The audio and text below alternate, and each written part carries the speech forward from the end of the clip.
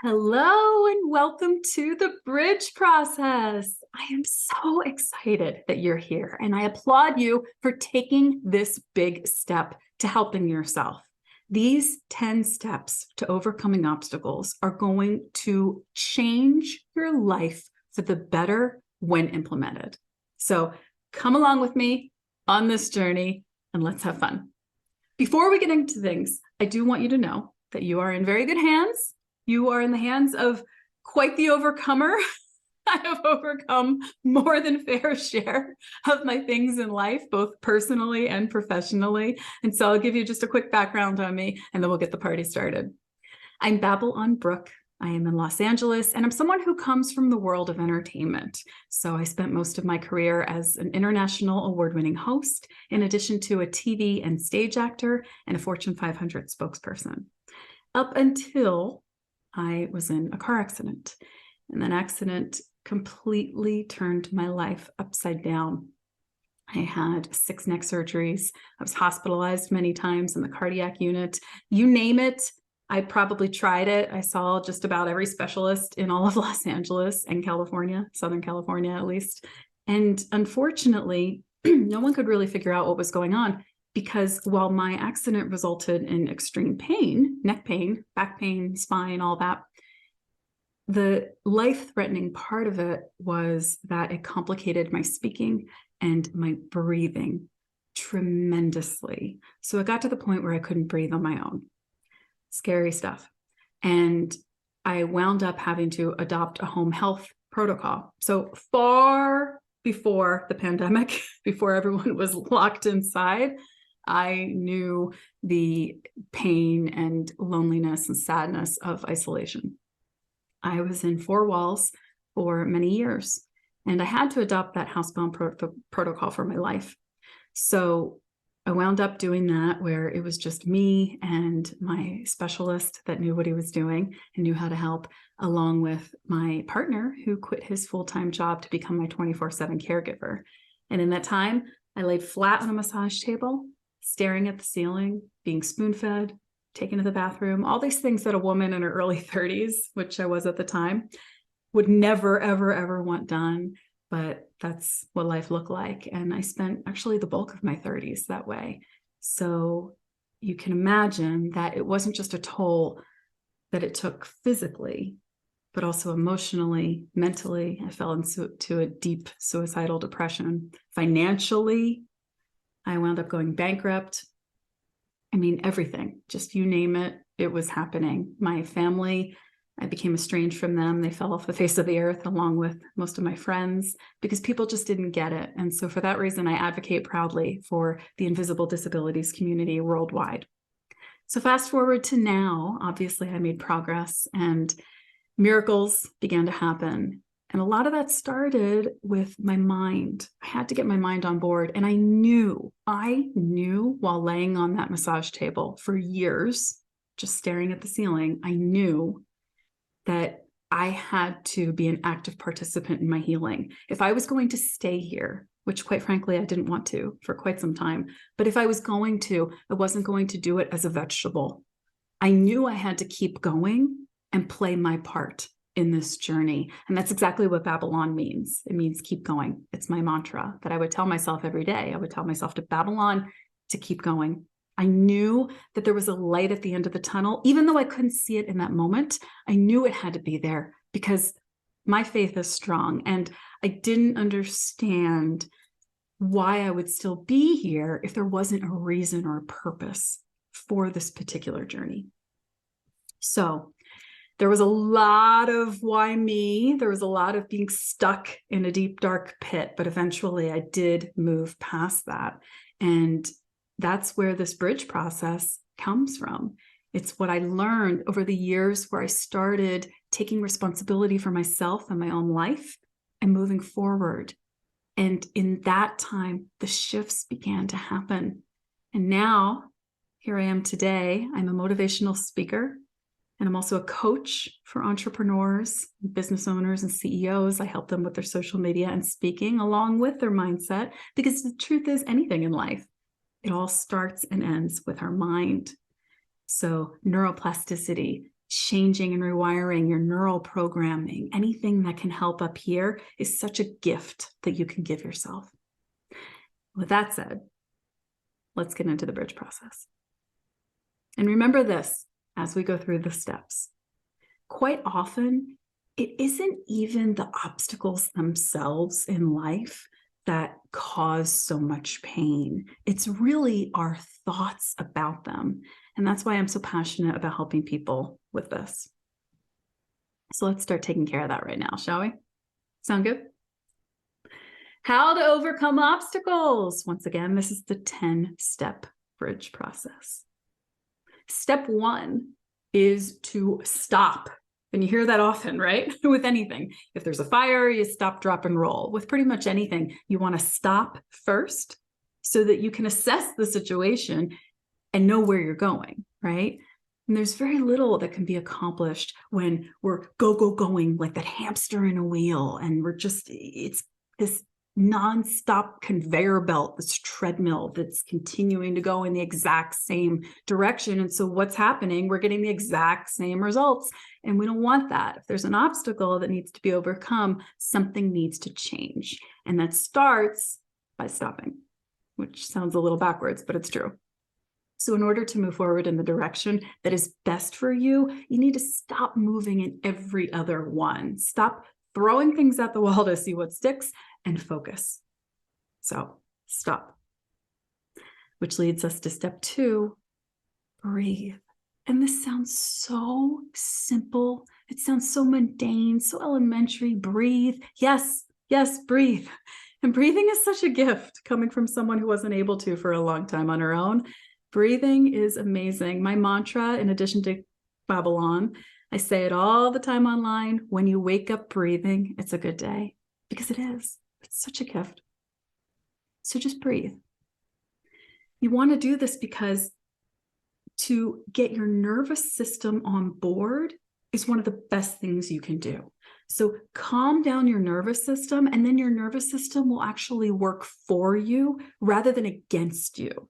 There's only so much you can do when you're going in one way with your mind and your goals, and your nervous system is up to something else. That's where we see anxiety. That's where depression, all that stuff is coming from. And do you think that that's helping you on your path across the bridge, or hindering you and holding you back? I think we all know it's the latter, right? So to get that nervous system on board as your teammate, you can do something as simple as breathing. And I teach breathing techniques in my work with people. One of them is box breathing.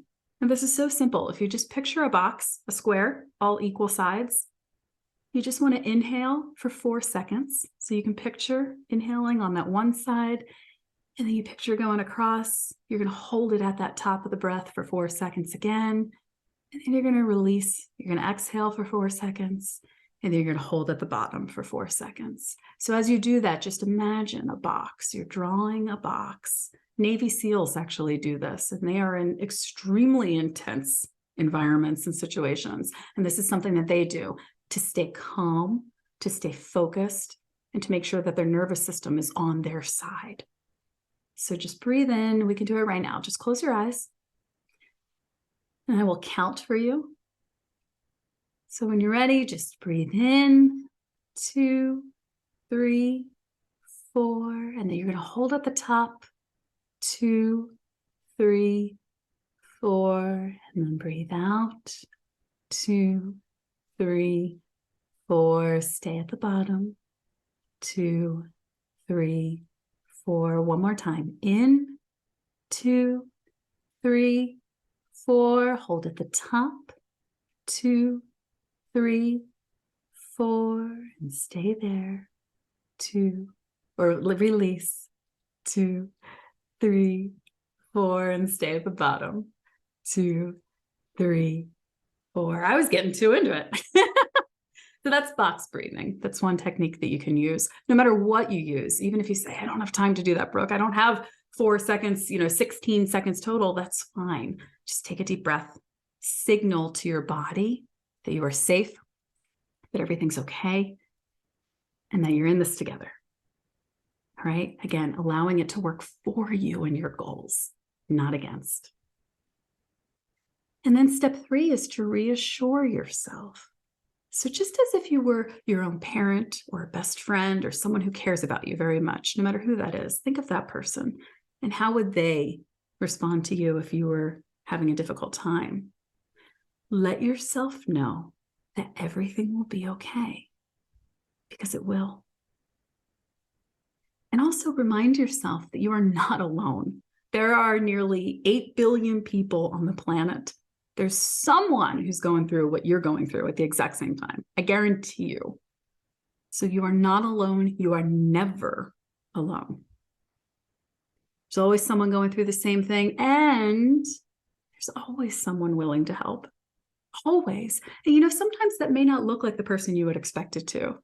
Like I said, with my particular health journey, I thought that people who would always be there for me, I thought that they would be the ones who would always be there for me, right? You just assume when the crap hits the fan that certain people are going to be there by your side.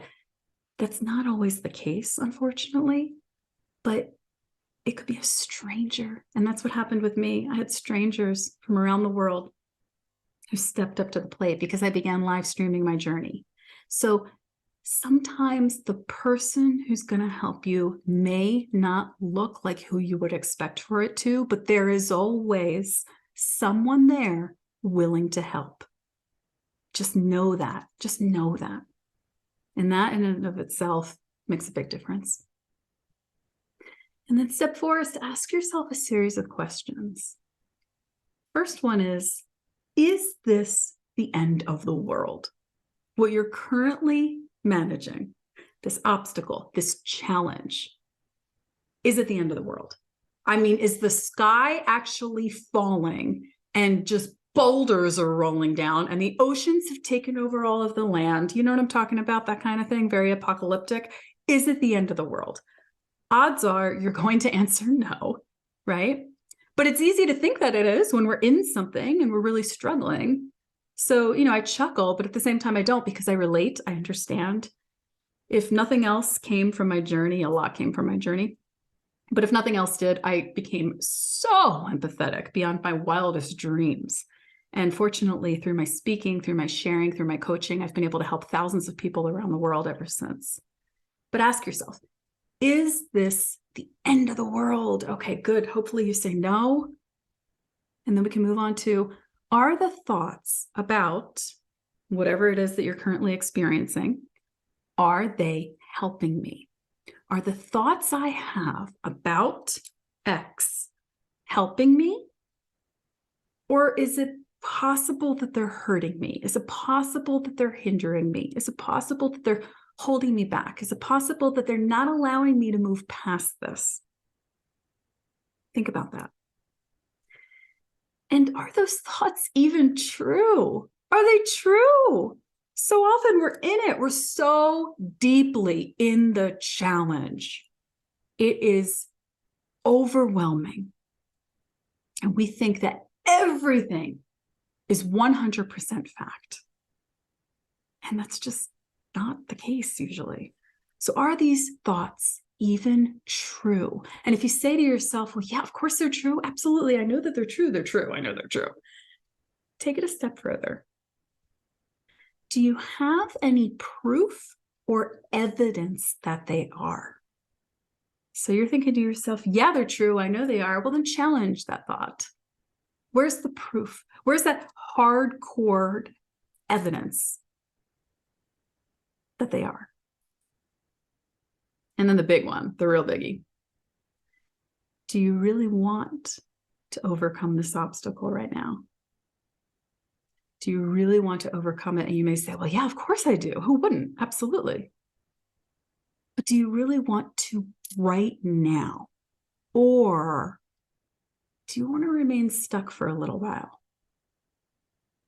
And there's a strong chance that you want to stay stuck. And that's okay.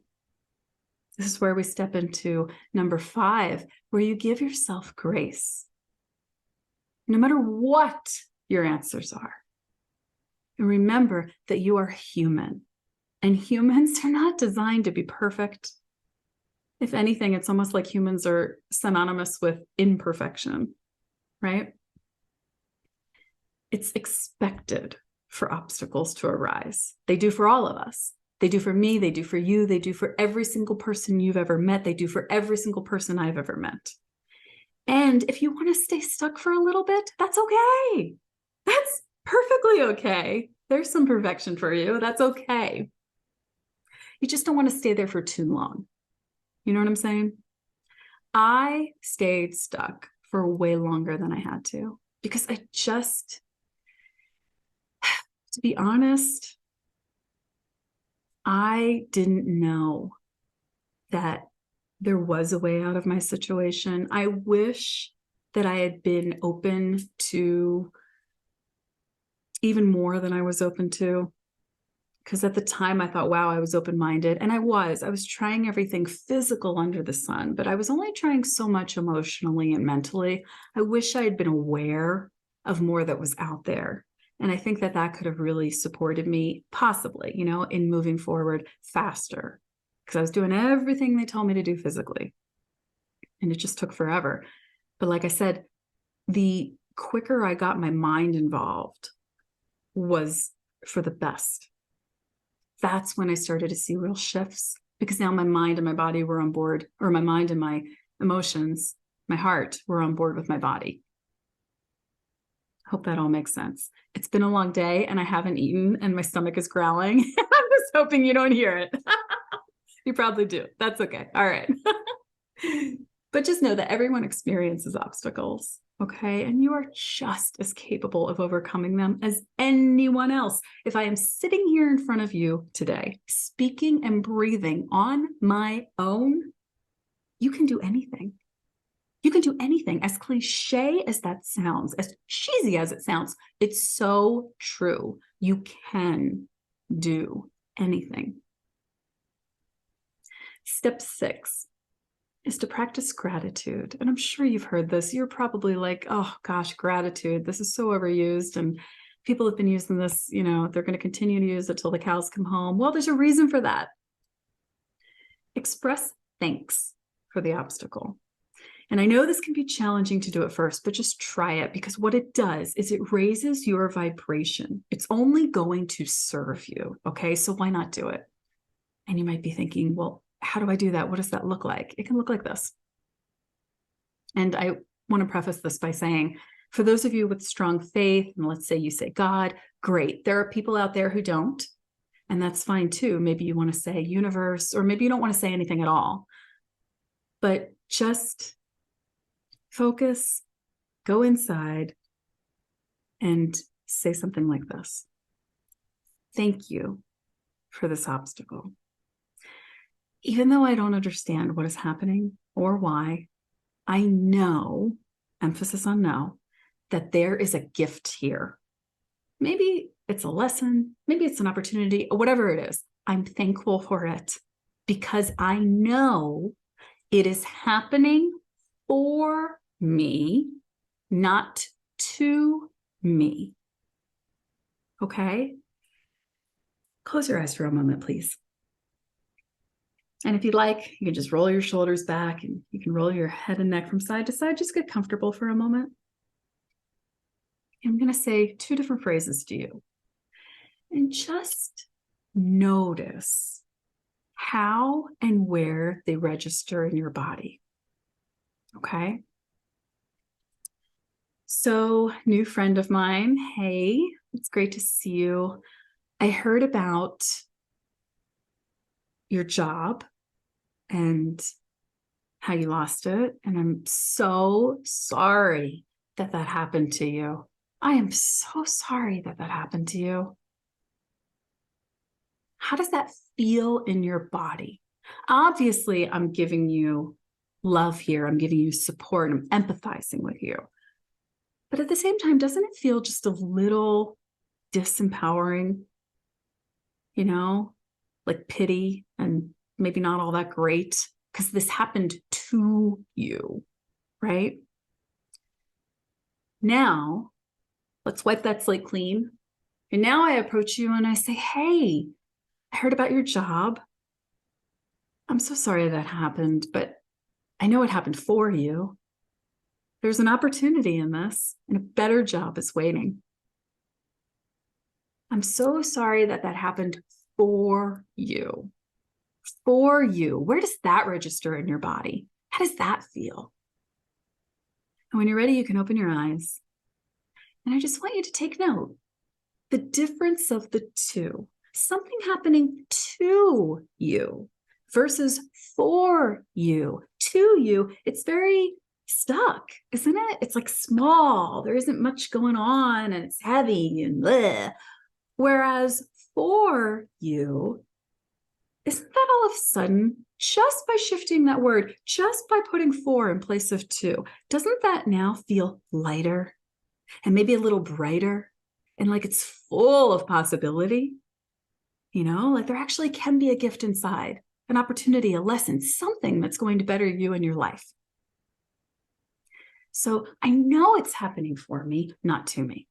Therefore, thank you. Even though I don't know why this is happening, even though it may take a whole week or a month or a year or a decade before and until I understand why this happened, I am grateful for it because I know there was a reason. It was happening for me, not to me. And I want you to think just for a moment, how many times in your life have you looked back on a situation from years ago? Maybe you're looking back on college or high school or just sometime in your life from the past and you go, oh my gosh, thank goodness I didn't do that, right? Or thank goodness I did do that. But whatever it is, you're looking at it now from a different perspective because so much time has gone by, right? Probably decades. If you're my age, decades. So it's that 20/20 hindsight thing where you get that clarity years later. In the moment, you may not have it, and that's okay. But what a gift you can give yourself by being grateful now for what you may not even understand. And then that takes us into step 7, but just know that this mindset is so powerful. It'll help you in all areas of life, and it's going to set you up strongly for these following steps. So step 7 is to zoom out. Now you've removed the emotions, right? You've given yourself some space. You've given yourself some distance. Now I challenge you to go even further and to look at the 30,000-foot view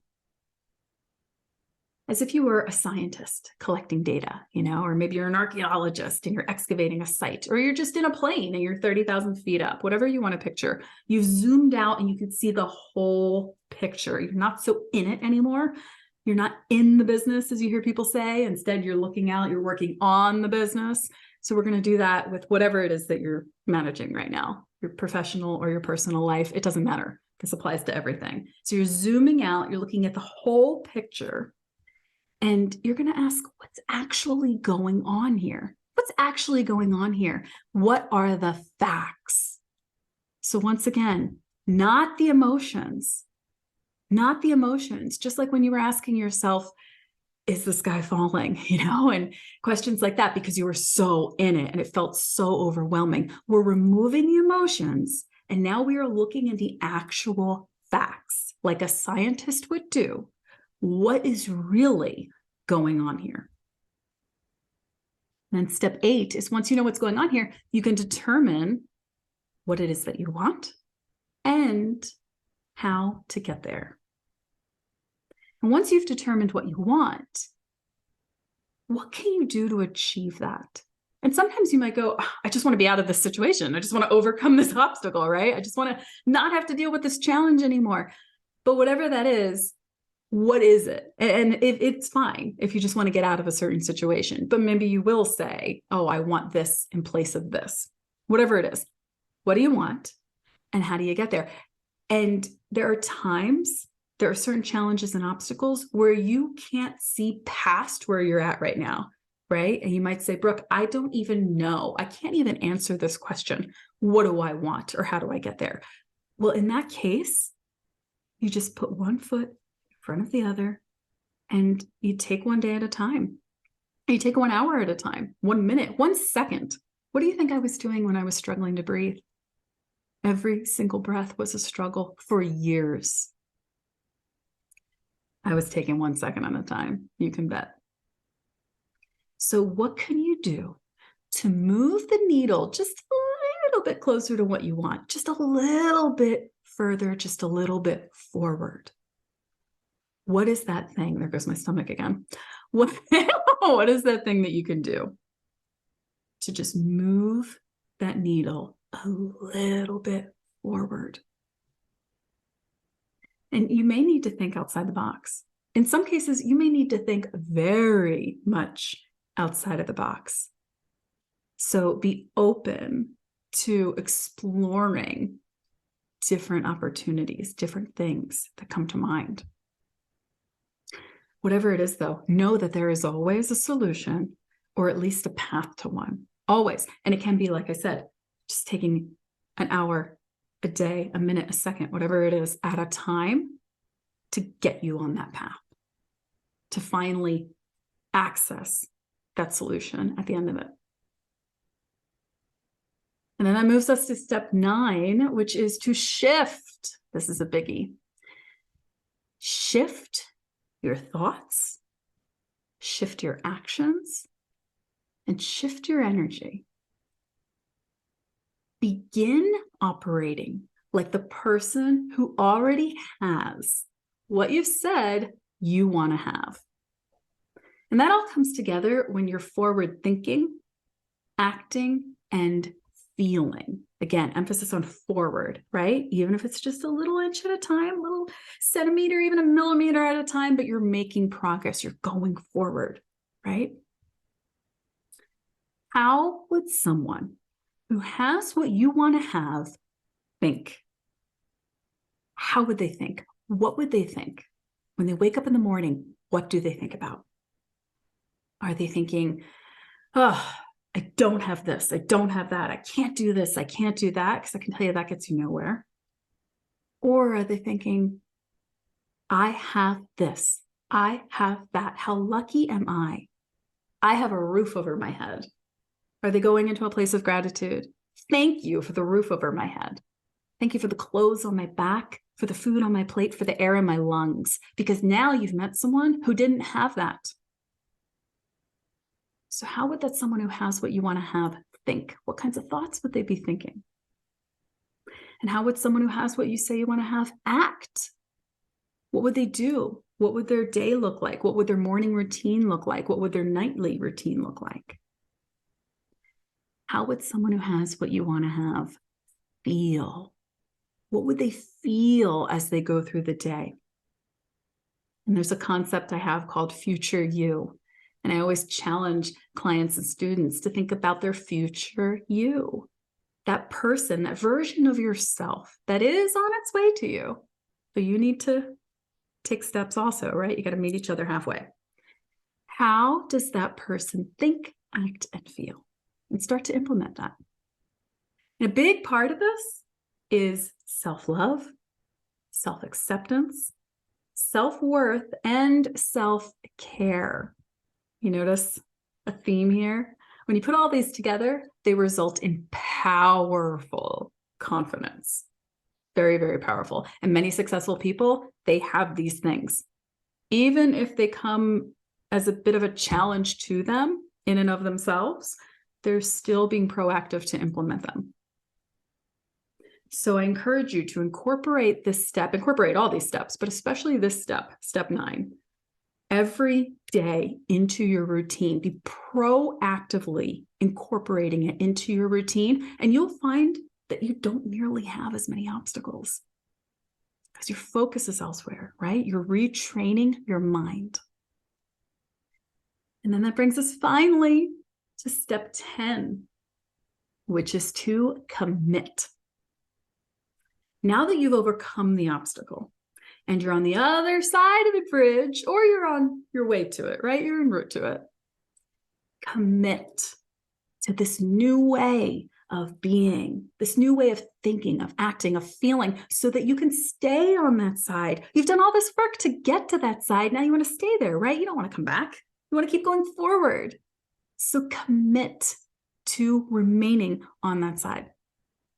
Promise yourself that you will insert blank.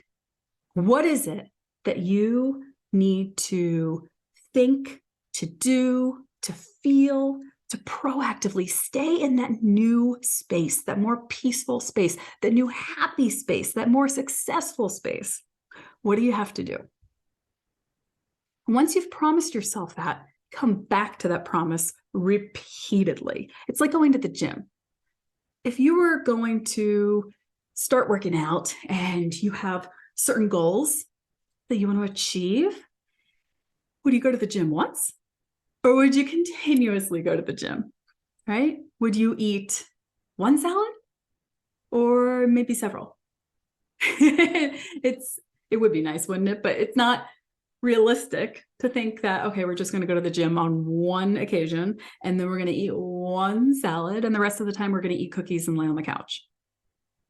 So just like that, this isn't a one and done kind of thing. It needs to be repeated. It needs to be practiced. And also remove any distractions. So as you are focusing on your goals, as you are taking these tremendous steps that are leading to a magnificent transformation, you don't want anything holding you back, right? Whether that's a place, whether that's a thing, it could be even a person. You want to remove any distractions. So what does committing look like for you? It's going to look different for every person, but what does it look like for you? And what do you need to do in order to commit?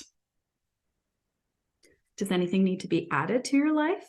Do you need to maybe adopt a new routine? If it is getting more fit, do you need to get a gym membership? Do you need to maybe get a meal plan service? What is it that you need to do to support you in reaching your goals and overcoming these obstacles to become that future you, to embody that version of yourself? Does anything need to be removed?